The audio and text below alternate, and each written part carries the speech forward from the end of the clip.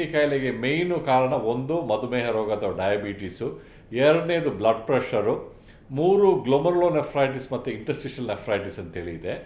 ಇನ್ನೊಂದು ಭಾಳಷ್ಟು ಇಂಪಾರ್ಟೆಂಟ್ ಏನು ಅಂದರೆ ಕೆಲವು ಡ್ರಗ್ಸು, ಇದಕ್ಕೆ ನಾವು ಐಟ್ರೋಜೆನಿಕ್ ಕಿಡ್ನಿ ಡಿಸೀಸ್ ಅಂತ ಹೇಳ್ತೀವಿ. ನೀವು ಸೇವೆ ಮಾಡಿರುವಂಥ ಔಷಧಿಗಳು, ಈ ಔಷಧಿಗಳು ಅಲೋಪತಿ ಔಷಧಿಗಳು ಇರ್ಬೋದು, ಪೇಯ್ನ್ ಕಿಲ್ಲರ್ಸ್ ಥರದ್ದು, ಕೆಲವು ಸಲ ಆಲ್ಟರ್ನೇಟ್ ಔಷಧಿನೂ ಇರ್ಬೋದು, ಕೆಲವು ಲೇಹ, ಭಸ್ಮ ಮತ್ತು ಹರ್ಬ್ಸ್ದಿಂದನೂ ಕಿಡ್ನಿಗೆ ಡ್ಯಾಮೇಜ್ ಆಗಿರ್ಬೋದು. ಇದು ಕಂಪ್ಲೀಟ್ಲಿ ಪ್ರಿವೆಂಟಬಲ್. ಈ ಐಟ್ರೋಜೆನಿಕ್ ಕಿಡ್ನಿ ಡಿಸೀಸ್ ಕಂಪ್ಲೀಟ್ಲಿ ಪ್ರಿವೆಂಟಬಲು. ಹಾಗಾಗಿ ನೀವು ಏನು ಮೆಡಿಸಿನ್ ತಗೊಂಡ್ರು ನಿಮ್ಮ ಡಾಕ್ಟ್ರ್ ಹತ್ರ ಫಸ್ಟ್ ಏನು ಕೇಳಬೇಕಂದ್ರೆ ಈ ಮೆಡಿಸಿನಿಂದ ಕಿಡ್ನಿಗೆ ತೊಂದರೆ ಆಗುತ್ತಾ ಅಂತ.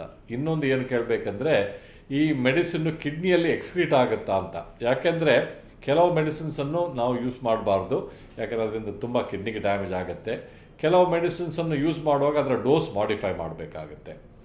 ಇನ್ನು ಭಾಳ ಇಂಪಾರ್ಟೆಂಟ್ ವಿಚಾರ ಏನಂದರೆ ಕಿಡ್ನಿ ಕಾಯಿಲೆ ಇದ್ದರೆ ಏನು ಚಿಹ್ನೆಗಳು ಇರುತ್ತವೆ ಅಂತ. ನಾನು ಹೇಳಿದಂತೆ ಹೆಚ್ಚಾಗಿ ಅರ್ಲಿ ಸ್ಟೇಜಸಲ್ಲಿ ಕಿಡ್ನಿ ಕಾಯಿಲೆ ಸೈಲೆಂಟ್ ಆಗೇ ಇರುತ್ತೆ.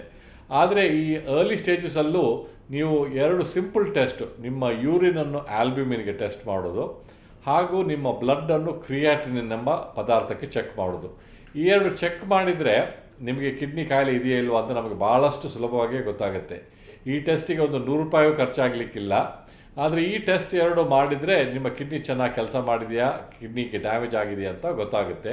ಹಾಗಾಗಿ ನಾವು ಈ ಬ್ಲಡ್ ಟೆಸ್ಟನ್ನು ಕಿಡ್ನಿ ನಂಬರ್ ಅಂತ ಹೇಳ್ತೀವಿ.